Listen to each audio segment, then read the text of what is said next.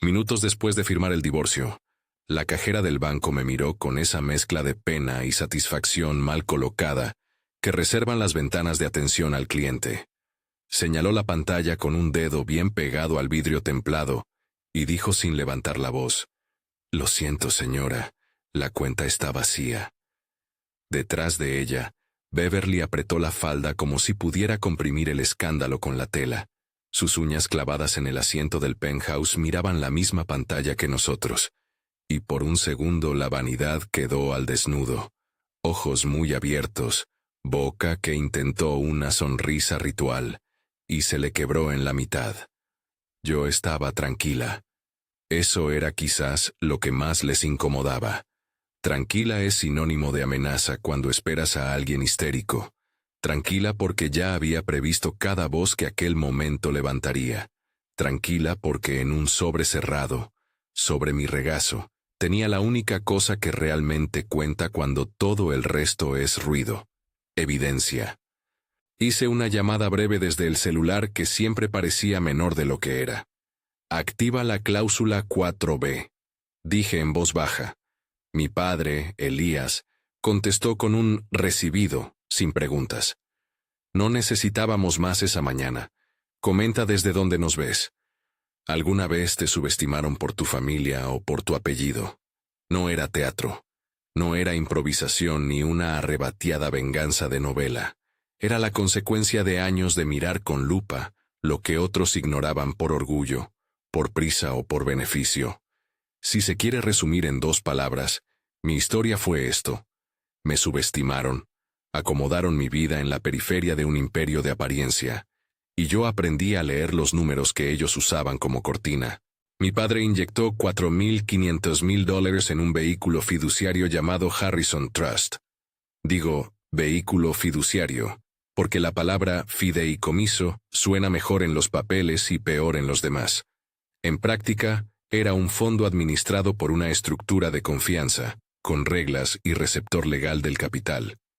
La intención original era clara: respaldar un proyecto que llevaba mi nombre solo en los papeles, pero con la posibilidad real de que yo creciera dentro de él. En la escritura figuraba la palabra protección. En la práctica fue el taburete sobre el que otros decidieron posar sus zapatos brillantes. Marcus apareció como una figura pública impecable.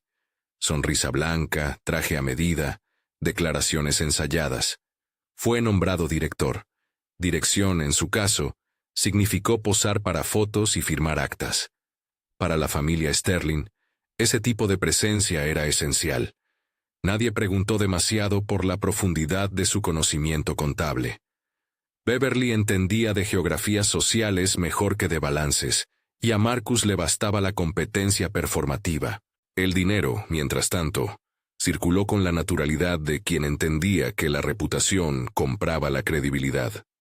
Tarjetas corporativas para cenas, para viajes, facturas que se desdibujaban entre agencias de eventos y empresas pantalla, hipotecas que aparecían como apoyo operativo, y terminaban en remodelaciones que iluminaban las sesiones de fotos.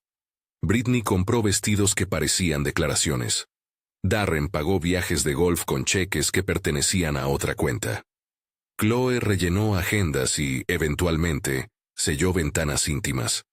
Todo se hacía bajo la consigna de «esto es negocio», y en la práctica era gasto de representación que alguien, en algún lugar, justificaba con una nota de voz y una factura.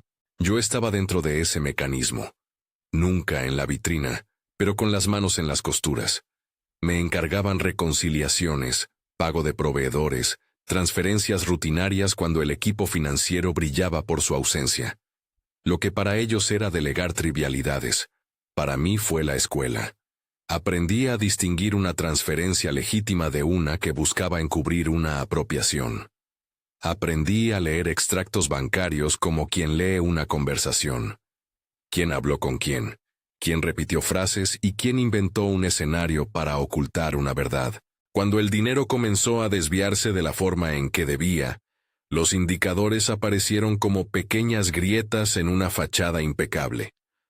Una factura cerrada por dos personas distintas en días que se solapaban. Un proveedor con dirección fantasma. Un pago extraordinario a una empresa cuyo dominio expiró 3 meses después. Para un ignorante, eran líneas numéricas. Para mí, eran nombres, direcciones, patrones. Empezaron a sumar una historia que nadie quería leer. No fue mío el primer impulso de confrontación. La familia tiene horarios para las confrontaciones, cenas, galas, vacaciones. En público, la fachada era sagrada. Si alguien cuestionaba, se llamaba a silencio y se sacaba una copa. Beverly manejaba el silencio con la precisión de quien ha practicado cara de duelo y sonrisa de triunfo en la misma escena. Yo aprendí a no hacer escándalo ante la mesa puesta. Aprendí a recoger pruebas fuera del servicio de mesa. Qué fácil sería decir que fue un acto heroico y público. Romper la copa, lanzar las facturas y gritar sobre los platos. No. La estrategia fue distinta. La venganza, si se me permite llamarla así, no fue exhibicionista. Fue ingeniería precisa. Mi primer movimiento fue convertirme en la narradora de mis propias cuentas. Empecé a archivar correos, a guardar enlaces, a imprimir extractos en hojas numeradas. Cada pago inusual llevaba una nota pequeña, motivo, beneficiario, referencia. Pedí acceso a reportes que hasta ese momento nadie parecía revisar. Conciliaciones, balances por centro de costo, comprobantes de recepción. A mis manos llegaron hojas que olían a impresora, a tinta fresca.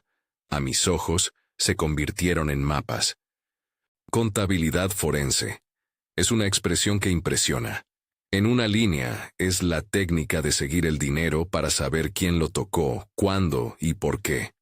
No voy a dar lecciones de ella, pero sí decir que, aplicada con calma, convierte rumores en archivos ordenados. Contraté a un contador que entendía la diferencia entre sospecha y prueba. Al principio lo llamó curiosidad profesional, y luego, con la evidencia delante, lo definió como responsabilidad. Hubo pequeñas pruebas de arrogancia que me sirvieron like breadcrumbs. Marcus, cuando estaba seguro de que nadie miraba su les paupières social, firmaba gastos sin mirar la letra pequeña. Darren y Britney se sentían intocables porque los nombres de la empresa parecían demasiado grandes para mancharlos. Beverly se movía como si la riqueza fuera un derecho divino, y por eso mismo descuidó la necesidad de registros. La ventaja de la arrogancia es que la transforma en visible. En casa, la dinámica era otra. Los Sterling operan con una jerarquía afectiva, donde la opinión ajena pesa más que las necesidades internas. Tenía que navegar la doble moral. En la sala me decían, gracias, por un servicio. En la cocina, había órdenes veladas y límites que me colocaban sin preguntar. Es una sensación peculiar, ser la que mantiene el timón, y al mismo tiempo, la que recibe miradas que la colocan en la orilla emocional. Con el tiempo, la resignación se convirtió en una estrategia. Hubo noches en que miraba fotos de la inauguración de la oficina, las vitrinas con la marca, los discursos de Marcus sobre liderazgo, y en el reverso de esas imágenes yo veía transferencias que debían ir a proyectos y terminaban en gastos personales. No guardo rencor por vanidad. Guardé rencor por la claridad de la traición. Todo eso se tradujo en orden de archivo. Carpetas físicas, archivos digitales encriptados, una copia en la nube con contraseña que solo yo conocía. La grieta llegó al matrimonio como todas las grietas terminan. Primero silenciosa, luego con ruidos que no puedes ignorar. Marcus no fue un villano de película, fue alguien que eligió la comodidad de los éxitos prestados. Su relación con Chloe no fue, en sentido estricto, el detonador legal, pero sí fue simbólica. Lo que estaba ocurriendo dentro de nuestras paredes tenía su traducción en el mundo. Chloe era la persona que escalaba la intimidad, y cuando la intimidad se comparte con quien no le corresponde, las finanzas también lo pagan. Tomar la decisión de divorciarme fue cortar un hilo que ya estaba enredado. El divorcio, además, Fue una herramienta legal, conocida, aceptada, que activó cláusulas que nadie, siquiera Marcus, esperaba ver en funcionamiento. La cláusula 4B del fideicomiso, dicho en términos simples, permitía retirar el capital bajo circunstancias predeterminadas, entre ellas la disolución de una relación que afectara la titularidad o la intención de control del capital. No es un truco. Es una condición escrita con propósito protector. Para mi padre, esa cláusula había sido colocada como salvaguarda. Para la familia Sterling, fue un papel que nadie creyó que yo usaría. Antes de dar el paso final, revisé todo. No hay gloria en la imprudencia. Hice la meticulosa tarea de revisar la cronología de transferencias que coincidían con eventos sociales. Comprobé facturas. Verifiqué si las cuentas que recibieron pagos eran empresas activas o simplemente pantallas. Aseguré el testimonio de proveedores que habían recibido órdenes que nunca se concretaron. Pedí a mi contador que generara reportes que demostraran flujo de caja irregular. Cada documento fue una pequeña cuchilla que, unida a otras, hacía inevitable el desapego de la fachada. Hay un punto donde la resistencia deja de ser emocional y se vuelve logística. Cuando hablas con un abogado que no te ve como un cliente más, sino como un punto de integridad, cambias la forma de prepararte. Llamé a quien finalmente sería mi abogado, el señor Calvel. No para que luchara con gritos, sino para que diseñara una estrategia de defensas y de pruebas. No puedo ni debo entrar en detalles legales ni dar pasos a seguir. Eso sería irresponsable. Pero sí puedo decir que su tarea fue traducir mis archivos y mi intuición a documentos que un juez, un auditor o un investigador pudiera leer sin ambigüedad. Mientras tanto, en la esfera pública, los Sterling continuaban su función.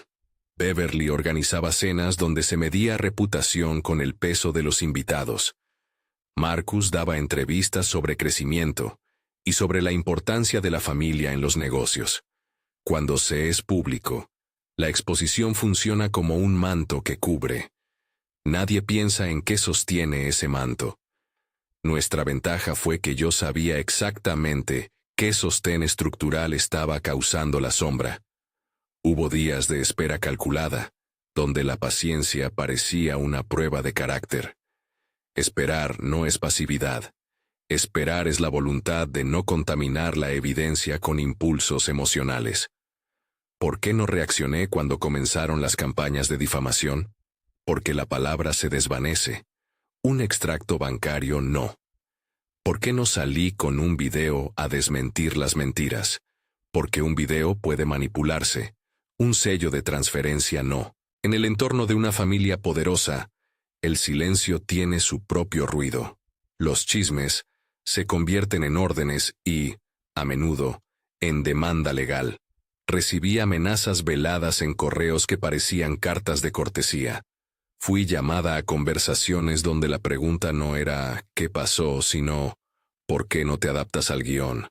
Mi respuesta fue documentar y continuar con la normalidad cotidiana que nadie esperaba que mantuviera.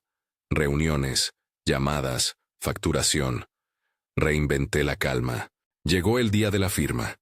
No porque quisiera acelerar un duelo, sino porque era el acto que, según las reglas que habían sido escritas por y para mi padre, habilitaba la cláusula que protegía el capital. No fue un momento triunfal en medio de la mirada pública.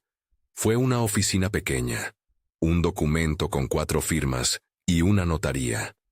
Marcus firmó con la postura de alguien que cree haber ganado algo con la apariencia del control. Fue un gesto automático, mecánico, una resolución de asunto sentimental que, sin saberlo, desencadenaba la ley escrita en tinta fría en otro lugar. Tras eso, hice la llamada. No fue una orden teatral, ni siquiera una confrontación directa. Dije, activa la cláusula 4B. Mi padre ejecutó su responsabilidad fiduciaria, y las instrucciones que vinieron desde Harrison Trust se transmitieron al banco que administraba la cuenta operativa. Es aquí donde quiero detenerme en una aclaración técnica y simple. Retirar capital mediante una cláusula fiduciaria, cuando está prevista en los estatutos de un fideicomiso, Es un acto legítimo y documentado. No es ni oculto ni oscuro cuando se hace conforme a la escritura. No es ni una hazaña maquiavélica ni una maniobra clandestina. Es, en términos prácticos, usar una herramienta que alguien dejó a propósito para escenarios como este. Regresando al presente, la cajera no veía el fondo. La pantalla decía saldo 0.0. Beverly hizo un ruido que no era lenguaje. Marcus se volvió tan pálido como la corbata que no combinaba con la desesperación. Darren balbuceó sin articular un plan. Britney buscó la cámara más cercana con la mirada, como si fuera a pedir a la audiencia que cambiara de canal y borrara el momento. Pero la realidad no tiene botón de retroceso. Saqué la carpeta del sobre y la posé sobre el vidrio. No la abrí de inmediato. La carpeta llevaba los extractos, numerados, con pequeñas notas explicativas. Había correspondencias, órdenes de pago y comprobantes que vinculaban gastos declarados como marketing a residencias privadas. Tenía contratos que mostraban quién realmente aportó capital y quién se limitó a poner su imagen. Era la traducción de meses de paciencia en un documento que no necesita retórica. Habla con cifras, fechas y destinatarios. La escena fue, en apariencia, simple: una sala de banco, varios rostros en crisis, un sobre, una carpeta. En realidad, fue la concentración de años, porque lo que ellos habían hecho, usar mi apellido socialmente sin devolverle el control económico real, solo podía desmoronarse con la claridad de esos archivos. La evidencia no se enoja, se exhibe. Mientras la cajera volvía a tipear, un colega suyo respiró con la ausencia de nadie que cuide del dinero. Se acercó una mujer mayor con gafas y un gesto de aburrimiento profesional. Empezó a revisar las transferencias. En la pantalla, una por una, las partidas desaparecían del campo de saldo disponible. No hubo gritos, no hubo golpes, hubo silencio administrativo, que es quizá el peor sonido cuando esperas una escena dramática. Y luego, la constatación. Beverly se recomponía con la desesperación de quien perdió un espejo. Miraba mis manos, como si buscara en ellas la traición que, desde su perspectiva, debía tener forma física. Una daga, una deuda, una confesión. Mis manos solo tenían la carpeta y la calma. Marcus se acercó con una mezcla de frustración y cálculo. Buscaba un argumento que pudiera rescatar la narrativa pública. Su primer impulso fue acusarme de oportunista, de haber elegido el momento para hacer daño. No dijo, te quiero, ni lo siento. Dijo, esto es una maniobra. Nada de lo que dijo me sorprendió. La palabra maniobra, en la boca de quien ha usado el disfraz de dirección, es un intento de devolver la moralidad a su bando. Yo no tenía pretextos retóricos. Tenía numeración y sellos. Y la ventaja moral que proviene del hecho de haber actuado dentro de las reglas establecidas por mi padre. La gente cree que en casos así hay destellos de venganza pública. Titulares, llamadas a la prensa, transmisión en directo de la caída. No es mi estilo. No era necesario. La presión pública llegaría por sí misma. Mi intervención no buscaba espectáculo, buscaba orden. Dejé que los rostros se movieran en su propio desconcierto. Observé cómo la familia trataba de recomponer el discurso, sin éxito. Vi a Britney meter la mano al bolso en busca del teléfono, para orquestar una narrativa que borrara evidencia. Vi a Darren pedir indicaciones que ya no existían. Marcus habló de equidad, hasta que el silencio de los números lo dejó sin argumentos. Antes de irme, cerré la carpeta. No la tiré sobre la mesa como gesto triunfal. La coloqué con la precisión de quien sabe que las pruebas hablan mejor cuando se les permite respirar. Di un paso hacia la puerta como quien cierra un capítulo y, sin dramatismos, dije, no voy a hacer esto público. Déjenme el tiempo para manejarlo institucionalmente. No fue una amenaza. Fue una advertencia profesional. Si iba a hacer justicia, sería por la vía que el papeleo dicta.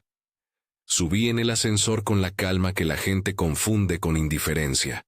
Afuera, en la esquina del edificio, Los coches tenían la impaciencia de quien se siente dueño de la ciudad. Entré al penthouse, me serví un café que no necesitaba, y repasé mentalmente la cronología de lo que había sucedido. Era indispensable conservar la compostura. En ese mismo momento, el rumor comenzaba a tejerse, y las piezas del tablero público empezaban a moverse. Mi carpeta necesitaba primero el proceso, no el aplauso. Pero no todo era público aún. En las horas siguientes, empezaron a llegar llamadas. Abogados de ambos lados activaron tonos que sonaban a radar. Marcus envió mensajes que olían a amenaza disfrazada de negociación. Beverly habló con contactos de relaciones públicas en un intento por limpiar la narrativa. Y yo, con la carpeta guardada, inicié la fase en que la evidencia se convierte en procedimiento. Notificar a quien debía recibirla, formalizar solicitudes de auditoría, asegurar copias selladas. Aquí terminaré por ahora la escena que muchos imaginan como el gran desenlace. Abro un paréntesis porque el siguiente movimiento de la familia y el siguiente movimiento de las instituciones que actúan sobre evidencia financiera no es algo que se pueda resumir con facilidad. Lo que sí puedo decir es que cerrar la cuenta operativa fue el primer golpe visible. Lo que vendría después incluiría mediaciones, intentos de congelación y una campaña defensiva que no respetaría la verdad. Pero esos son capítulos que requieren documentos, testigos y, sobre todo, la paciencia que exige la ley. Los días que siguieron se desarrollaron con la letalidad paciente de una tormenta ordenada. La familia activó sus redes como quien aprieta botones.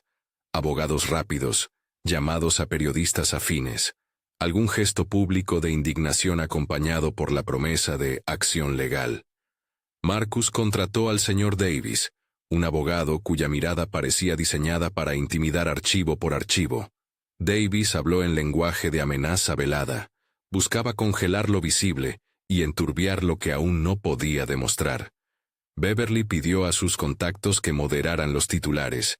Britney, siempre alerta a una cámara, comenzó a filmar historias que mostraban su versión superficial de inocencia. El ruido se hizo público y viral en la misma proporción en que yo me mantenía en silencio. Mantener la calma no es lo mismo que no actuar. Mi silencio tenía un propósito: transformar la confusión que ellos provocaban en un mapa claro de responsabilidad.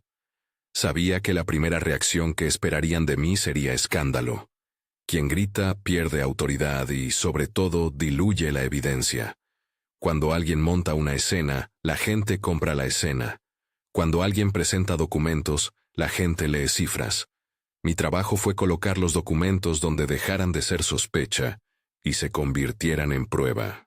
Contraté a un investigador privado con paciencia para hurgar registros, no para fabricar historias. No voy a nombrarlo aquí porque no necesito héroes con placa. Su función fue unir puntos que yo ya sospechaba. Él encontró coincidencias que yo había marcado en mis carpetas. Pagos que volvían hacia cuentas intermedias, asociadas a empresas con nombres elegantes pero sin actividad real. Contratos que contenían cláusulas inconsistentes con la prestación real. Proveedores que nunca habían entregado lo que las facturas declaraban. Cada uno de esos hallazgos era un argumento silencioso contra la narrativa que los Sterling intentaban imponer. Paralelamente, mi contador forense consolidó reportes entendibles para cualquier lector, sin necesidad de doctorado en contabilidad. Transformó hojas con decimales en explicaciones sencillas. Aquí hay un flujo que no corresponde. Aquí se pagó a una entidad que no presta este servicio. Aquí la documentación no existe. No había juicios de valor en esos informes, solo hechos organizados. Puse esas piezas en el mismo sobre que había usado en el banco, pero esta vez con copias selladas y firmas de recepción. Cada documento fue validado por un profesional distinto: auditor, proveedor que confirmaba no haber recibido pagos efectivos, firma legal que certificaba la cadena de custodia de las pruebas. Esa triple verificación convirtió mis sospechas en algo que un organismo regulador podía leer sin metáforas, y un fiscal podía usar sin interpretación literaria. La familia reaccionó como suele hacerlo quien vive de la apariencia, con espectáculo y denuncia. Marcus intentó una medida de protección para resguardar la continuidad de negocio. Davis tramitó una orden cautelar que buscaba congelar decisiones hasta que un tribunal determinara el verdadero curso. Fue un movimiento lógico desde su punto de vista, y efectivo si la narrativa se mantenía en el plano de la percepción. Mientras tanto, en redes sociales, un vídeo cortado con intención elaborada empezaba a circular. Imágenes de mi aparente retirada, frases fuera de contexto. Un montaje que buscaba mostrarme como la villana pronta a vaciar cuentas. Fue venenoso, rápido y diseñado para impactar. No cedí a la reacción pública. En lugar de confrontar cada acusación con un mensaje de defensa, invité a quienes podían convertir sospecha en acción. Periodistas que respetan la comprobación, ejecutivos de empresas que habían rescindido contratos por la ola viral, y un pequeño grupo de directores de fondos que, en silencio, observaban el hundimiento de algo que hasta ayer era un sello de prestigio. Organicé una reunión informal en el penthouse. No sería una conferencia de prensa, sino un encuentro privado donde la verdad pudiera mostrarse sin reescrituras. Preparé la sala con el cuidado de quien pone una mesa de negociación, una bandeja de té, copas discretas y una pantalla en la que proyecté extractos bancarios redacted para proteger información sensible, pero mostrar lo esencial. Abrí un maletín con copias selladas, entregué carpetas a cada asistente con numeración y explicaciones claras. No busqué espectáculo.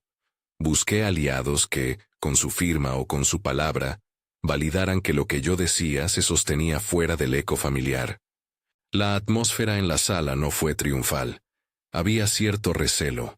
Rostros que intentaban reconciliar la imagen pública que conocían con los números que ahora les mostraba.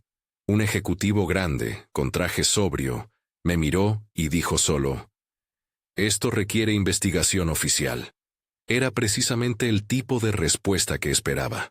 No necesitaba convertir a todos en simpatizantes. Necesitaba que algunos no pudieran ignorar lo que tenían delante. Las piezas se movieron como efectos dominó. Un par de firmas de periodistas dispuestos a investigar. La promesa de un columnista que respetaba pruebas. La convicción de un par de directores de empresas que suspendieron cancelaciones de contratos, a la espera de un pronunciamiento judicial. Eso fue suficiente para desestabilizar la red que Marcus intentaba tejer. Mientras ese tejido público se pusiera en marcha, presenté una reserva estratégica. Un documento que Marcus firmaría creyendo asegurar control, y que en realidad serviría como evidencia firme de representación engañosa. No voy a describir aquí el mecanismo, porque no es mi intención enseñar trampas. Lo que puedo decir es que diseñé una situación donde su necesidad de afirmación, esa costumbre de sentir que un trámite público confirmaba su estatus, lo llevó a firmar con premura. La vanidad acelera firmas. La vanidad comete errores que la ley encuentra útil. Para que el plan funcionara, hice lo que había aprendido a valorar. No presumí del desenlace. Dejé que la familia mostrara su impaciencia. Marcus organizó una gala informal para celebrar el acuerdo, con algunos socios que aún le eran leales. Los Sterling entendieron la estética del triunfo. No imaginaban que su búsqueda de una imagen de control sería el escenario donde la evidencia se cerraría alrededor de ellos. En esa gala, entre risas medidas y copas que tintineaban, Marcus firmó el documento creyendo que sellaba una adquisición simbólica por $1. Lo firmó con la rapidez de quien cree que el gesto tiene más peso que el contenido. No se dio cuenta de que, en el mismo paquete, había un anexo que exponía su patrón de firma y su aceptación de ciertos hechos que, una vez en manos del investigador o de una agencia, serían interpretados como prueba. Era arriesgado, no por ilegalidad en la táctica. Nadie inventó firmas ni documentos falsos, sino por la posibilidad de que la jugada no provocara la reacción institucional que esperaba. Aquí conviene ser honesta. Hubo un momento en que dudé. La justicia formal no siempre responde con la rapidez que la moral exige. Sin embargo, también conocía algo que la familia había olvidado. La arrogancia deja rastros que una agencia bien orientada no tolera. Y no me equivoqué. Esa misma noche, mientras la música intentaba disuadir la sensación de que algo estaba por estallar, sonaron unos golpes firmes en puertas que creían impunes. Agentes federales, con orden de registro y la seriedad que imprime la autoridad, llegaron a oficinas vinculadas al grupo. No hay golpeteo más devastador para una reputación que la presencia institucional en un sitio donde todo antes parecía intocable. No describiré los procedimientos. Son materia de registros públicos y, en su momento, indefinido en detalles operativos que no aportan a la lección. Lo que sí puedo afirmar sin ambigüedad es esto. La intervención fue ejecutada sobre la base de evidencia que las agencias consideraron suficiente para actuar. Marcus fue detenido. La escena, para quien la miró desde fuera, tuvo el dramatismo esperado. Cámaras, murmullos, la incredulidad de quienes se habían beneficiado del halo social que ahora se desprendía. Para mí, fue un momento de constatación fría. No celebré en la vía pública. No tiré fotos con teléfonos al aire. Simplemente observé cómo el mecanismo que ellos habían construido con apariencias comenzaba a desarmarse con hechos. El sistema legal, cuando cuenta con pruebas bien presentadas, no siempre hace ruido, pero sí hace el trabajo que la arrogancia suele subestimar. La caída no fue solamente de Marcus. Beverly, quien había gestionado su estatus con la ferocidad de quien confunde apellido con destino, vio desplomarse contratos de patrocinio, invitaciones canceladas y una red social que se retraía. Britney, cuya visión del mundo se sustentaba en la capacidad de modelar cualquier crisis, experimentó el dolor no solo económico, sino reputacional. El vestido esmeralda no cubre transferencias bancarias. Darren perdió relaciones de negocios que hasta entonces se habían aprovechado de la inercia de la familia. Chloe, siempre una figura en los márgenes de la intimidad, quedó en una situación comprometida que exigió que su nombre fuese objeto de investigación. No invento ruinas donde no las hubo. Describo lo que sucedió a partir de los eventos que se hicieron públicos y de las consecuencias que se derivan de la exposición de conductas irregulares. Donde el registro es indefinido, lo menciono así. Hubo consecuencias públicas y privadas que no se inscriben aquí en detalle, porque pertenecen a actos investigativos y a procedimientos que involucran a terceros no convocados para ser exhibidos. La lección más nítida de esos días fue que el poder performativo, esas poses, esos discursos mediáticos, se derrite cuando choca contra documentación coherente. La reputación compra tiempo, la evidencia compra verdad. Y la verdad, cuando está bien presentada, invoca respuestas de instituciones que no se mueven por escándalos, sino por normas y pruebas. La prensa hizo su trabajo en la medida en que la evidencia se volvió pública y verificable. Hubo artículos con tonos de sorpresa hipócrita, columnas que intentaron buscar el origen del conflicto, y reportajes que, para mi tranquilidad, se centraron en los hechos. Algunos intentaron convertir la historia en una fábula moral, otros en un espectáculo breve de caída social. Yo me mantuve al margen, no porque no sintiera la necesidad de hablar, sino porque sabía que mi palabra tenía menos valor que los documentos que había organizado. En el fondo, eso fue lo que quería, que la verdad circule sin mi voz tintineando de emoción.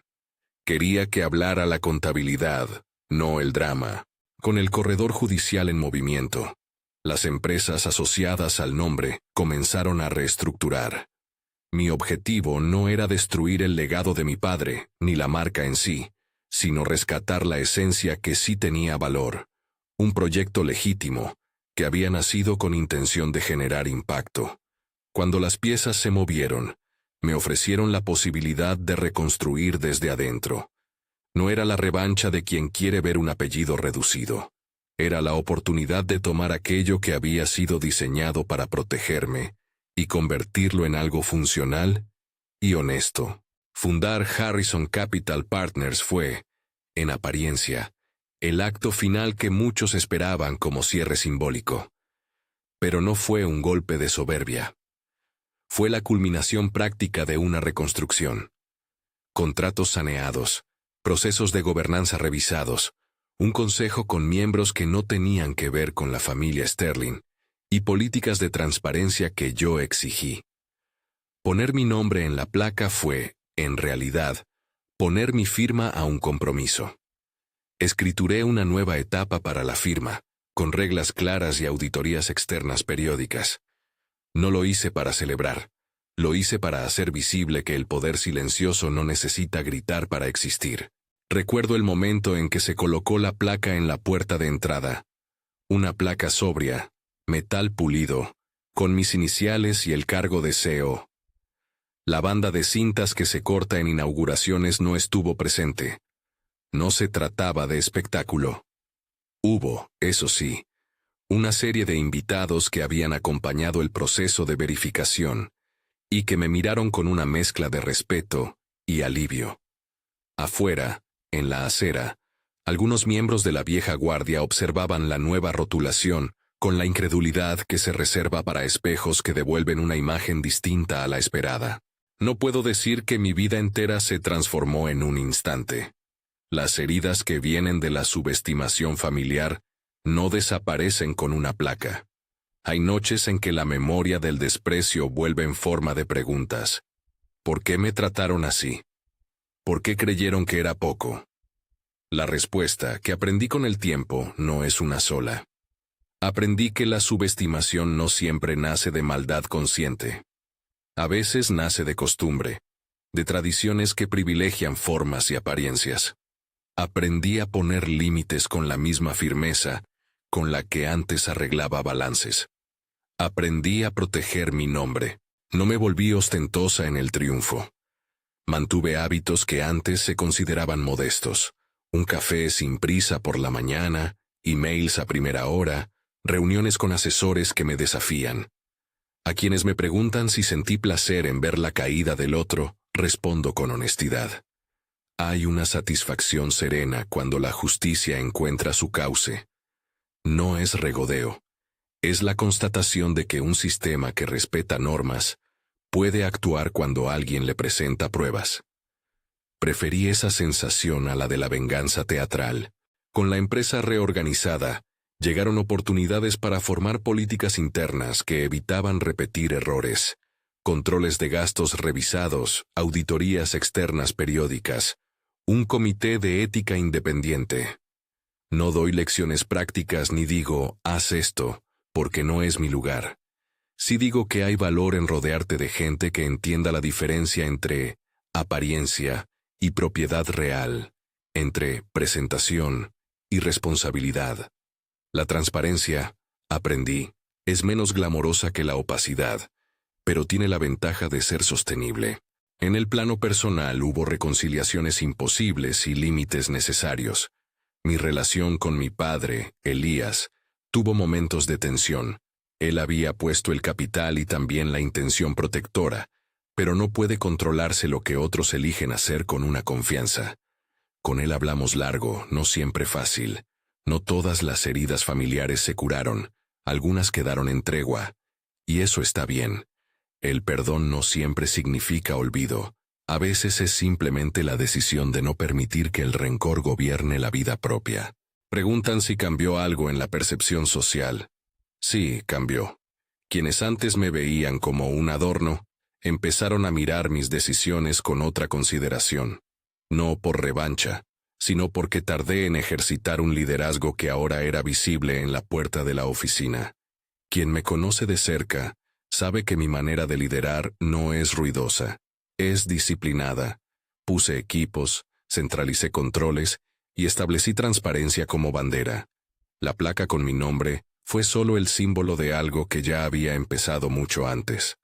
La decisión de no permitir que mi apellido fuese usado como quien usa a una modelo en un anuncio.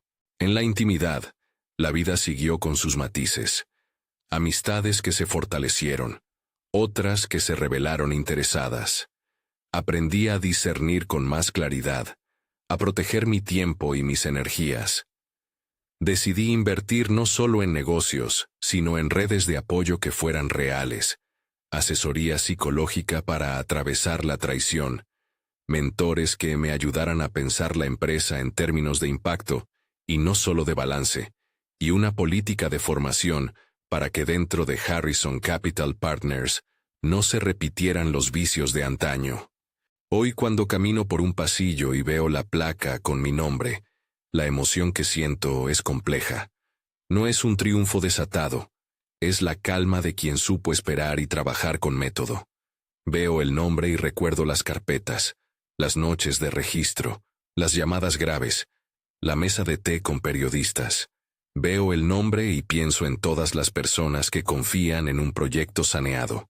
Veo el nombre y pienso en el mensaje que quiero dejar, que el poder silencioso es eficaz, pero requiere trabajo, evidencia y responsabilidad. Antes de cerrar, quiero ser clara sobre algo que muchos preguntan en mensajes privados. No transmito esta historia como un manual. No es una guía de cómo ganar contra alguien. Es la narración de una experiencia personal, donde legalidad, paciencia y pruebas fueron los pilares. Si te sientes subestimada en tu entorno, mi recomendación, segura, no técnica, es que priorices la recopilación de información, la consulta con profesionales serios y la preservación de tu integridad. No hay atajos. Y ahora, un último punto que me importa subrayar. No todo se reduce a una placa o a un arresto. La justicia institucional puede operar, pero también existen redes de reparación que son inmediatas y silenciosas. Establecer límites, recomponer tu narrativa profesional, rodearte de gente competente y aprender a poner en evidencia lo que antes te ocultaron. Ese aprendizaje, la recuperación de tu nombre y de tu dignidad profesional, es el verdadero capital. Si esta historia te tocó de alguna manera, compártela abajo. Cuéntame desde dónde nos miras, y si alguna vez te subestimaron por tu familia, por tu origen, o por el molde que otros intentaron ponerte. Comparte tu historia. Suscríbete si crees en recuperar tu poder con calma y estrategia. Y, si te atreves, deja un comentario sobre qué parte de esta experiencia resonó contigo. Mi nombre en la placa fue la culminación visible de años de trabajo silencioso. Tu poder puede ser también silencio que construye.